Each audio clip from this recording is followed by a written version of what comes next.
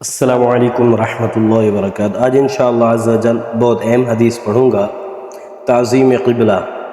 قبلہ شریف کی تعظیم، کعبہ شریف کی تعظیم جو ہے یہ لازمی ہے۔ تو یہ حدیث سماعت فرمائیں، بہت اہم حدیث ہے۔ حضرت ابو ہریرہ رضی اللہ تعالی عنہ سے روایت ہے کہ حضور خاتم الانبیاء صلی اللہ علیہ وآلہ وسلم نے ارشاد فرمایا، انما انا لکم بمنزلۃ الوالد اعلمکم فاذا اتى احدکم الغائط فلا يستقبل القبلة ولا يستدبرها ولا يستطب بيمينه۔ یہ حدیث سنن ابی داؤد شریف کے اندر موجود ہے۔ آئیے اس حدیث کا ترجمہ سماعت فرمائیں۔ اس کا جو نمبر ہے یہ 8 ہے۔ میرے آقا امام الانبیاء حضور علیہ السلام نے ارشاد فرمایا، میں تمہارے لیے باپ کی طرح ہوں۔ سبحان اللہ۔ تو حضور علیہ السلام فرما رہے ہیں جیسے باپ اپنے بچوں کو تعلیم دیتا ہے، چیزیں سکھاتا ہے، میں بھی ایسے ہی ہوں۔ اور نبی ویسے ہی، یہ تو ماں باپ کیا ہیں، یہ تو ان سے بڑھ چڑھ کر ان کا مرتبہ مقام بلند و بالا ہوتا ہے۔ تو میرے آقا نے فرمایا، میں تمہارے لیے باپ کی طرح ہوں، تمہیں تعلیم دیتا سکھاتا ہوں۔ جب تم میں سے کوئی بیت الخلاء جائے تو قبلہ کی طرف منہ کرے نہ پشت، اور دائیں ہاتھ سے استنجا نہ کرے۔ اب میرے آقا امام الانبیاء حضور علیہ السلام نے ارشاد فرمایا کہ واش روم، بیت الخلاء، لیٹرین میں یا ویسے ہی جب بھی پیشاب کریں تو قبلہ کی طرف نہ منہ ہو، نہ ہی پیٹھ ہو، نہ ہی پشت ہو۔ تو اس کا مطلب یہ ہوا کہ قبلہ کا احترام، قبلہ کا خیال مسلمانوں کے لیے لازمی ہے، ضروری ہے۔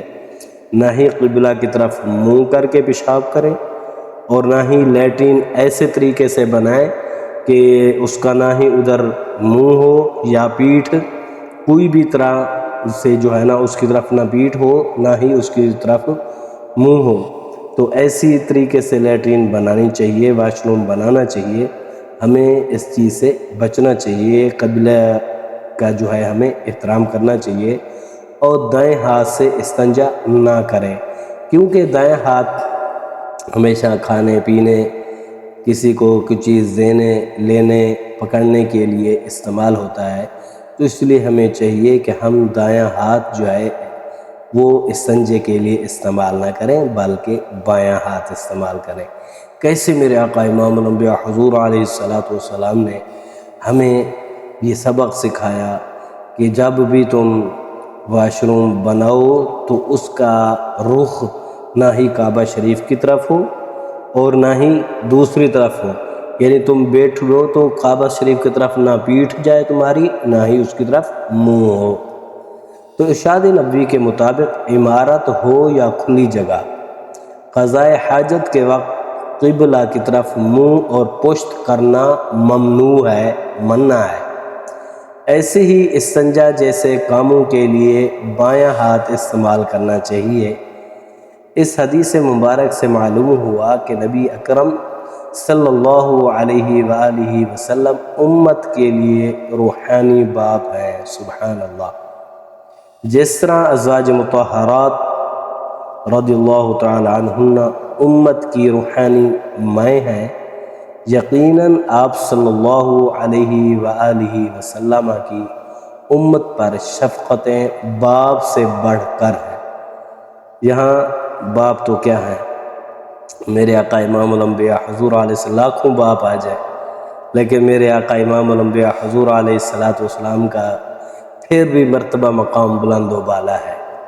لہٰذا ماں باپ اور ساری مخلوق سے بڑھ کر آپ صلی اللہ علیہ وآلہ وسلم کی محبت، تعظیم و تکریم اور اطاعت واجب ہے۔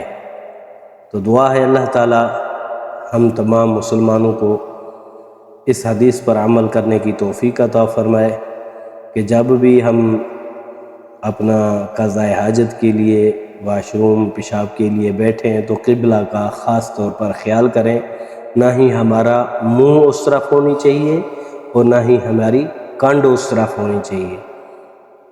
تو دعا ہے اللہ تعالیٰ ہم سب پر اپنا خصوصی فضل و کرم فرمائے، ہمارے صغیرہ اور کبیرہ گناہوں کو معاف